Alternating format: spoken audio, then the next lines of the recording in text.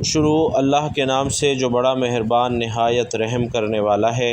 ناظرین، فجر کی نماز کے بعد یہ سورت صرف 3 مرتبہ پڑھ لیا کریں۔ جوان بیٹے کو کامیاب دیکھ کر انشاءاللہ دنیا بھی حیران رہ جائے گی۔ بھائیوں اور بہنوں، سورۃ الکوثر اور الحمدللہ رب العالمین کا یہ وظیفہ پڑھتے ہی گھر میں انشاءاللہ اتنا پیسہ آئے گا کہ ہر رشتہ دار آپ کے آگے پیچھے گھومے گا۔ آج ایک ایسا دولت کا خاص وظیفہ آپ کے حوالے کر رہا ہوں۔ یہ اتنا تیز وظیفہ ہے کہ 2 منٹ میں اثر کرتا ہے۔ جس بندے کی کئی سالوں سے جیب خالی ہے، جو بندہ کئی سالوں سے غربت تنگ دستی کا شکار ہے، جس کے گھر میں کئی سالوں سے رزق اور دولت کی تنگ دستی ہے، جہاں رحمتوں برکتوں کی بہاریں آج تک نہیں آئیں، وہ دنیا جہان کے تمام کام چھوڑ کر دولت کا یہ وظیفہ کسی صورت مت چھوڑے۔ یہ دولت کا ایک خاص الخاص وظیفہ ہے کہ پڑھنے والا رب کعبہ کو راضی کر لیتا ہے، اور جس بندے سے رب راضی ہو جائے اس بندے کی ہر پریشانی، ہر مشکل، ہر تنگ دستی ٹل جاتی ہے۔ سورۃ الکوثر اور الحمدللہ رب العالمین کے کمالات ہر کوئی جانتا ہے، لیکن اگر کوئی نہیں جانتا تو آج یہ وظیفہ بتائے گئے طریقے سے ایک بار میرے کہنے پر ضرور کر کے دیکھ لے۔ صرف ایک بار پڑھنے کی دیر ہے۔ یہ وظیفہ آج تک جس کسی کو بتایا، جس کسی نے پڑھا، رب کریم نے بے شمار رحمتوں اور برکتوں سے نوازا ہے۔ یہ وہ صورت ہے جس سے آپ کی تمام پریشانیاں انشاءاللہ ختم ہو جاتی ہیں۔ ناظرین، ایک مرتبہ ایک صاحب حضرت علی رضی اللہ تعالیٰ عنہ کی بارگاہ میں حاضر ہوئے اور فرمایا کہ یا علی، میں تنگ دست ہوں، گھر کے حالات خراب ہیں۔ مولا علی نے فرمایا جاؤ استغفار کرو۔ ایک دوسرا شخص آیا اور کہا کہ میں بے اولاد ہوں، پریشان ہوں۔ مولا علی نے فرمایا جاؤ استغفار کرو۔ اب ایک تیسرا شخص آیا، اس نے کہا یا علی، میرے گھر میں پریشانیاں ہیں، اور اپنا مسئلہ بیان کیا۔ حضرت علی رضی اللہ تعالیٰ عنہ نے اس سے بھی فرمایا کہ جاؤ استغفار کرو۔ وہ تینوں شخص چلے گئے تو پاس بیٹھے ایک بندے نے مولا علی شیر خدا حضرت علی سے پوچھا کہ آپ کے پاس 3 بندے آئے، تینوں نے اپنے مختلف مسائل پیش کیے اور آپ نے تینوں کو استغفار کا ہی ذکر بتایا، کیوں؟ تو مولا علی نے فرمایا کہ آج ہماری تباہی اور بربادی کی سب سے بڑی وجہ ہمارے گناہ ہیں۔ اگر کسی کا رزق تنگ ہوتا ہے تو وہ توبہ کرے، اگر پریشانیاں کسی کی جان نہیں چھوڑ رہیں تو وہ توبہ کرے، اگر کسی پر آزمائش آتی ہے تو وہ توبہ کرے، اگر کسی کے گھر فاقے ہیں تو وہ توبہ کرے۔ توبہ کا ذکر، استغفار رب کو راضی کر لیتا ہے، رب کو منا لیتا ہے، اور جس بندے سے رب راضی ہو جاتا ہے تو پھر اسے مانگنا نہیں پڑتا، اسے غیبی خزانوں سے دیا جاتا ہے۔ حضرت علی نے فرمایا کہ جب بھی آپ پر مشکل وقت آ جائے استغفار کرو۔ اور ناظرین، بعض اوقات واقعی انسان جانے انجانے میں کوئی ایسا گناہ، کوئی ایسی بات، کوئی ایسا عمل کر دیتا ہے کہ وہ بندہ رب کی پکڑ میں آ جاتا ہے، اور جب بندہ رب کی پکڑ میں آ جائے تو پھر دنیا کی کوئی جادو، کوئی جنات، کوئی بھی وظیفے، اعمال، کوئی بھی عمل فائدہ مند نہیں رہتا جب تک کہ آپ اپنے گناہوں کی سچی توبہ نہیں کر لیتے۔ اس لیے خدارا آپ نے سب سے پہلے اپنے گناہوں کی سچی توبہ کرنی ہے۔ یہ کامیابی کا راز آپ کو بتا رہا ہوں۔ میں لوگوں کے وظائف سنتا ہوں، بڑے بڑے وظائف بتاتے ہیں، لیکن خدارا ہم میں سے، آپ میں سے بہت سے لوگ ان باتوں کو پہلے سے جانتے ہیں۔ مقصد کیا ہے کہ کوئی ایسا عمل بتا دیا جائے جو ہمیں واقعی کامیاب کر دے۔ تو استغفار ایک ایسا عمل ہے جو ہمیں گناہوں سے چھٹکارا دلا سکتا ہے۔ ناظرین، ہمارے گناہ ہی ہیں جس کی وجہ سے ہماری تباہی اور بربادی بڑھتی جا رہی ہے، ختم ہونے کا نام ہی نہیں لے رہی۔ آپ اس تباہی اور بربادی سے بچنا چاہتے ہیں تو استغفار کی کثرت کریں، اور استغفار کے لغوی معنی مغفرت طلب کرنا ہے، اور مغفرت گناہ کے شر سے بچنے کو کہتے ہیں۔ دین اسلام میں استغفار کی بڑی اہمیت ہے، اور قرآن کریم میں بہت ساری آیات موجود ہیں جو مغفرت اور استغفار کے بارے میں بتاتی ہیں۔ کچھ آیات اس کے بارے میں حکم دیتی ہیں، کچھ اس کی طلب کے بارے میں ہیں، اور کچھ اس کی تعریف بیان کرتی ہیں۔ سورۃ النساء میں اللہ رب العزت نے نبی محترم صلی اللہ علیہ وسلم کو حکم دیا اور فرمایا، اور اللہ تعالیٰ سے بخشش مانگو، بے شک وہ بخشنے والا اور مہربانی کرنے والا ہے۔ اسی طرح سورۃ المزمل میں رب کریم نے مومنوں کو اس بارے میں حکم دیا، اور اللہ تعالیٰ سے بخشش طلب کرتے رہو، یقیناً وہ بخشنے والا مہربان ہے۔ اسی طرح خاتم المرسلین صلی اللہ علیہ وسلم کا فرمان ہے، اور میں اللہ سے دن میں 100 بار بخشش مانگتا ہوں۔ ناظرین، اس بیان سے استغفار کی اہمیت اور افادیت خوب واضح ہوتی ہے۔ استغفار کے ثمرات میں گناہوں کی بخشش، اللہ کی رضا اور اس کی محبت و رحمت، عذاب کا ٹل جانا، کثرت سے خیر و برکت اور دلوں کا روشن ہو جانا، اور درجات کا بلند ہونا، زہد اور تقوی پیدا ہونا، وقار اور بردباری میں اضافہ ہونا، رزق میں کشادگی، مال اور اولاد میں اضافہ، بلاؤں اور مصیبتوں سے دوری، جسمانی اور روحانی قوت میں اضافہ، اور بندے کا اپنے خالق کی محبت کی طرف رجحان، اور اللہ کی محبت کے آگے دوسری دنیاوی نعمتوں سے بے نیاز ہونا، اور بندے میں دیگر صفات کا پیدا ہونا شامل ہیں۔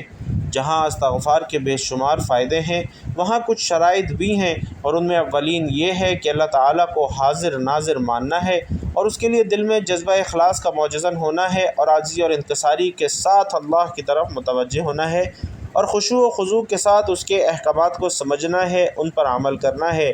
جبکہ استغفار کے آداب میں طہارت جسمانی اور روحانی کا ہونا بھی ضروری ہے۔ استغفار کے اوقات: وقت سحر کے علاوہ پچھلی رات کو اللہ سے بخشش مانگنا، کہ رسول کریم صلی اللہ علیہ وسلم کا فرمان ہے کہ رب کائنات رات کے آخری تہائی حصے میں ہر رات دنیا سے قریب والے آسمان پر نازل ہوتا ہے اور کہتا ہے کہ کون ہے جو مجھے پکارے اور دعا و استغفار کرے، میں اس کی دعا قبول کروں، کون ہے جو مجھ سے سوال کرے اور میں اسے عطا کروں، کون ہے جو مجھ سے مغفرت طلب کرے اور میں اسے بخش دوں۔ محترم ناظرین، آج کا خاص وظیفہ لازمی کیجیے گا۔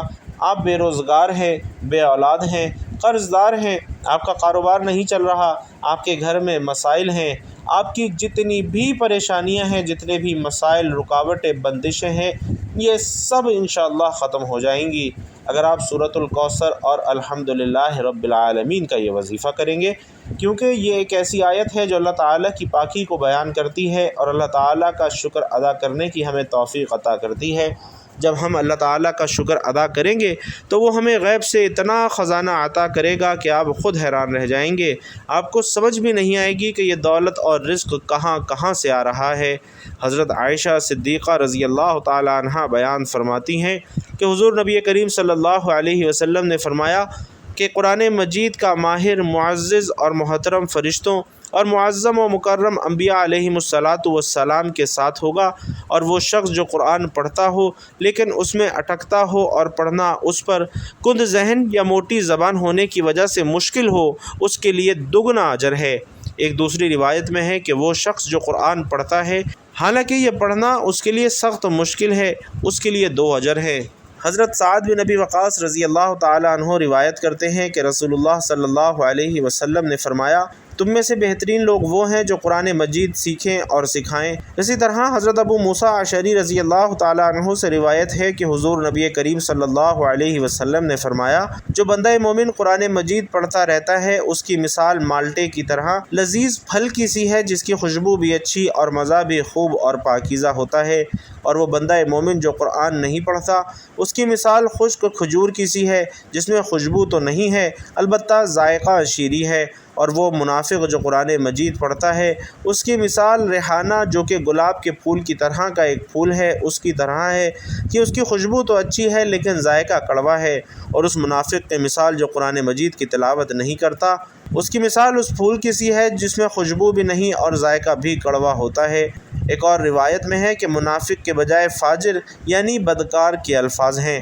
اسی طرح حضرت ابو ہریرہ رضی اللہ تعالی عنہ سے روایت ہے کہ حضور نبی کریم صلی اللہ علیہ وسلم نے فرمایا کہ حسد تو بس 2 آدمیوں سے کرنا جائز ہے، پہلا وہ شخص جسے اللہ تعالیٰ نے قرآن مجید پڑھنا اور سمجھنا سکھایا تو وہ دن اور رات کے اوقات میں اس کی تلاوت کرتا ہے، اس کا پڑوسی اسے قرآن پڑھتے ہوئے سنتا ہے تو کہہ اٹھتا ہے، کاش مجھے بھی اس کی مثل قرآن عطا کیا جاتا تو میں بھی اسی طرح عمل کرتا جس طرح یہ کرتا ہے۔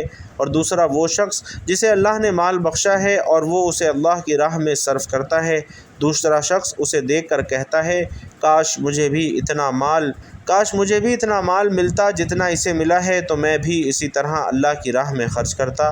محترم ناظرین، اولاد کی کامیابی ہی والدین کی خوشی ہے، اس میں کوئی شک و شبہ نہیں کہ ایک باپ اپنی اولاد کے لیے اپنی زندگی تک قربان کر دیتا ہے، بلکہ اگر یہ کہوں کہ اپنی خوشیاں ہی قربان کر کے خوشیاں حاصل کرتا ہے تو یہ بھی غلط نہیں ہوگا۔ اگر معاشرے میں دیکھیں، ہر ماں باپ کی خواہش ہے کہ اس کا بیٹا یا بیٹی پڑھ لکھ کر بڑا بنے، ماں باپ کا نام روشن کرے، مگر ضروری نہیں کہ اکثر ایسا ہی ہو، لیکن بحیثیت والدین ہمیں اچھے کی امید رکھنی چاہیے۔ آج اس باپ کی کہانی بیان کر رہا ہوں جس کا بچہ پاس تو ہوا مگر انتہائی کم نمبروں سے۔ باپ کو دکھ بہت ہوا مگر بیٹے سمیت کسی کو محسوس نہیں ہونے دیا، اور بیٹے کا ہاتھ پکڑ کر ساتھ لے گیا اور ایک بیکری سے مٹھائی لی، واپس گھر آیا۔ پھر بیٹے کو ساتھ لے کر محلے کے ایک ایک گھر میں مٹھائی تقسیم کرتا گیا اور ساتھ میں یہ کہتا گیا کہ یہ دیکھو میرا بیٹا پاس ہو گیا ہے، 36% نمبر لیے ہیں، آج میں بہت خوش ہوں، میرا بیٹا اتنے اچھے نمبروں سے پاس ہو گیا ہے۔ یہ دیکھ کر محلے والے بھی حیران رہ گئے کہ صرف 36% نمبروں پر اتنی خوشی، لیکن کوئی کچھ نہ کہہ سکا۔ اب بچہ دل میں خوش ہوا کہ اس نے اتنے اچھے نمبر لیے ہیں، اس کا جذبہ آسمان کی بلندیوں کو چھونے لگا اور اس نے دل میں سوچا کہ اب اور محنت کر کے اپنے باپ کو اور زیادہ خوش کروں گا، اور پھر اس بچے میں ایک نیا جذبہ پیدا ہوا، اس نے دل لگا کر پڑھائی شروع کی اور اگلے امتحان میں اسے اچھے نمبر ملے اور یوں اگلے سال اسکول ٹاپ کر گیا۔ یوں اگر تمام والدین سوچ کو بدلیں، نہ کہ بچوں کو ٹارچر کریں، جس سے بچے ذہنی طور پر مفلوج ہو جاتے ہیں اور پڑھائی سے متنفر ہو جاتے ہیں۔ لہٰذا ہمیں بچوں کی ترقی چاہیے تو ان کی ذہنی ترقی انتہائی ضروری ہے، تب جا کے ہمیں نتائج ملیں گے۔ اللہ جل شانہ نے آپ صلی اللہ علیہ وسلم کے دنیا میں تشریف لانے کے بعد سے قیامت تک کے انسانوں کے لیے ہدایت کے لیے اپنی کتاب قرآن مجید نازل فرمائی ہے۔ قرآن مجید دنیا کی واحد کتاب ہے جس میں قیامت تک کے انسانوں کے لیے اللہ رب العزت کی رضا کے مطابق زندگی گزارنے کے احکامات موجود ہیں۔ جو شخص قرآن مجید کے احکامات کے مطابق زندگی گزارے گا وہی صراط مستقیم پر چلنے والا ہوگا۔ مادہ پرستی اور نفسا نفسی کے اس دور میں ہر انسان کسی نہ کسی پریشانی میں مبتلا ہے اور سکون کی تلاش میں ہے۔ ویسے تو زندگی میں سکون قائم رہنے اور کوئی پریشانی نہ آنے کی انسانی خواہش ہمیشہ سے رہی ہے، لیکن افراتفری کے اس دور میں سکون کے کچھ لمحات میسر آنے کی تمنا کچھ زیادہ ہی بڑھ گئی ہے۔ اگر آپ زندگی میں سکون حاصل کرنا چاہتے ہیں تو آپ کو ایسے اصول اپنانا ہوں گے جو آپ کو پرسکون اور خوشگوار زندگی فراہم کر سکیں۔ قرآن پاک جو کہ اللہ کی پاکیزہ کتاب ہے اور ہماری ہدایت اور کامیابی کے لیے اتاری گئی ہے، اس میں اللہ پاک نے جہاں اپنی وحدانیت، نبوت اور رسالت بیان کی ہے اور دینی اور دنیاوی کامیابی کے لیے سماجی اور معاشرتی آداب کو بیان کیا ہے، یہ وہیں زندگی کو خوشگوار بنانے کے حوالے سے بھی رہنما اصول بیان کرتی ہے۔ ان اصولوں کو جان کر اگر ان پر عمل کیا جائے تو زندگی کی بہت سی پریشانیوں اور مشکلات کو ختم کر کے اسے خوشگوار بنایا جا سکتا ہے۔ پارہ نمبر 26 سورۃ الحجرات میں اللہ رب العزت ان الفاظ کے ساتھ یہ اصول ارشاد فرماتا ہے: اے ایمان والو، بہت زیادہ گمان کرنے سے بچو، بے شک کوئی گمان گناہ ہو جاتا ہے، اور پوشیدہ باتوں کی جستجو نہ کرو اور ایک دوسرے کی غیبت نہ کرو۔ کیا تم میں سے کوئی پسند کرے گا کہ اپنے مرے ہوئے بھائی کا گوشت کھائے تو یہ تمہیں ناپسند ہوگا۔ ناظرین، یہاں اسلام نے یہ بات واضح کر دی ہے کہ جس دنیا میں تم ہو وہ عارضی، مختصر اور ناپائیدار ہے، اور اس میں تمہارا قیام و قرار بھی بہت تھوڑا ہے۔ اس کے مقابلے میں ایک اور دنیا ہے جسے آخرت کہا جاتا ہے، وہ پائیدار اور کبھی نہ ختم ہونے والی ہے، وہاں کا قیام و قرار بھی طویل اور ہمیشہ باقی رہنے والا ہے۔ قرآن مجید میں ارشاد ہوتا ہے: اور دنیا کی یہ زندگی تو محض عارضی اور مختصر اور کھیل تماشا ہے، البتہ آخرت کے گھر کی زندگی ہی حقیقی زندگی ہے، کاش یہ جانتے ہوتے۔ یہ معلوم ہو جانے کے بعد کہ دنیا بھی عارضی ہے اور یہاں کا قیام بھی عارضی ہے، اس کے باوجود مستقل اسی میں پڑ جانا نادانی بلکہ بے عقلی کی علامت ہے۔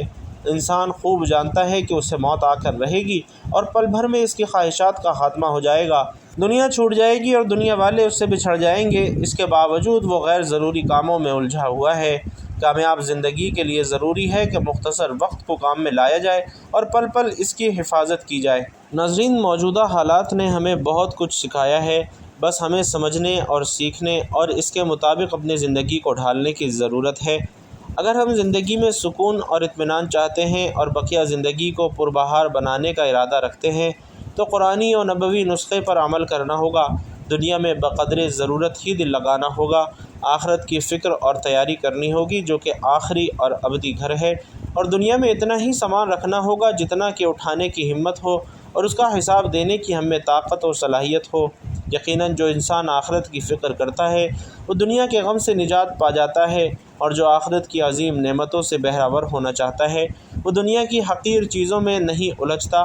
اس کے نتیجے میں وہ دنیا کے غم سے آزاد ہو کر زندگی گزارتا ہے اور کہتا ہے کہ زندگی تو کتنی آسان ہے۔ تو ناظرین، وقت کی نزاکت کو مد نظر رکھتے ہوئے آئیے آج کے وظیفے کی جانب چلتے ہیں۔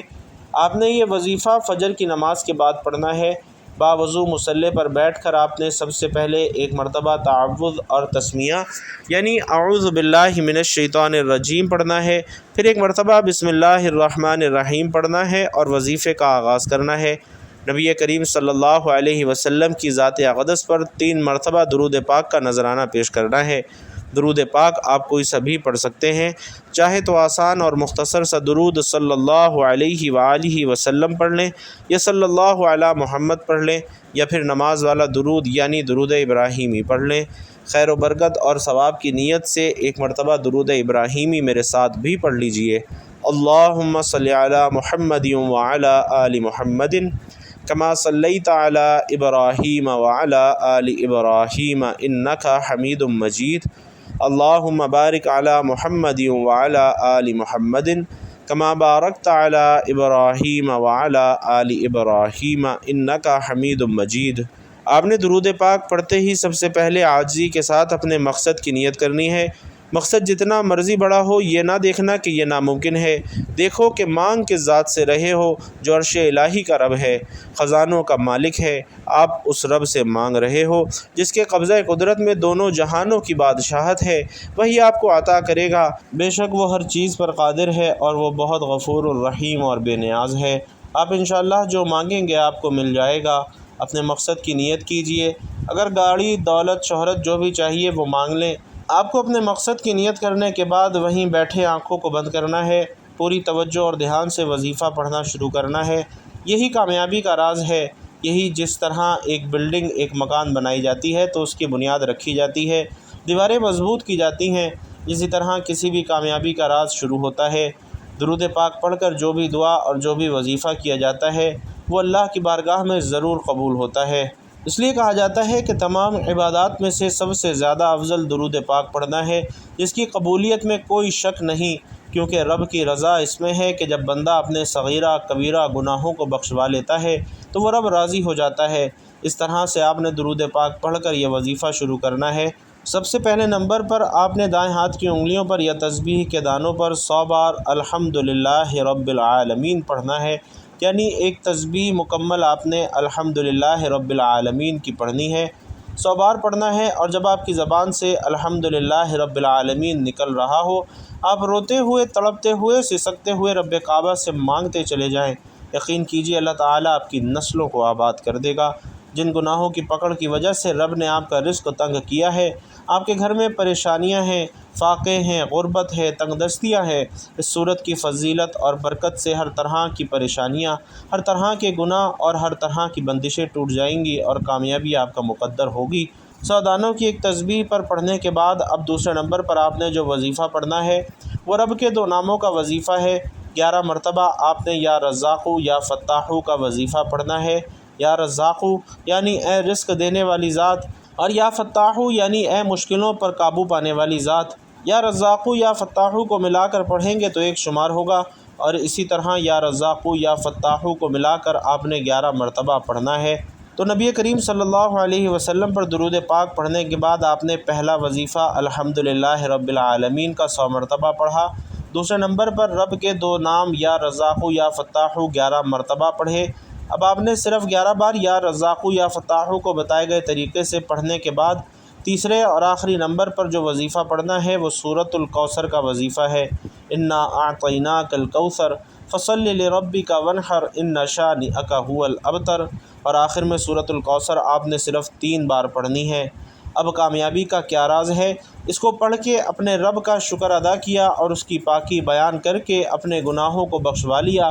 اب رب راضی ہے، اب انعام لینے کا وقت ہے۔ یا رزاقو سے رزق مل رہا ہے، رزق کے 300 دروازے کھل رہے ہیں۔ یا فتاحو سے کامیابی مقدر ہو رہی ہے، رکاوٹیں، بندشیں ہٹ رہی ہیں اور آپ پر رحمت و برکتوں کی برسات ہو رہی ہے۔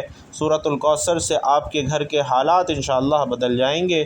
بے سکونی بے برکتی ہمیشہ ہمیشہ کے لیے ختم ہو جائے گی۔ ناظرین، یہ وظیفہ بتائے گئے طریقے سے کیجیے۔ آج کا وظیفہ نہایت ہی آسان لیکن نہایت ہی طاقتور وظیفہ ہے۔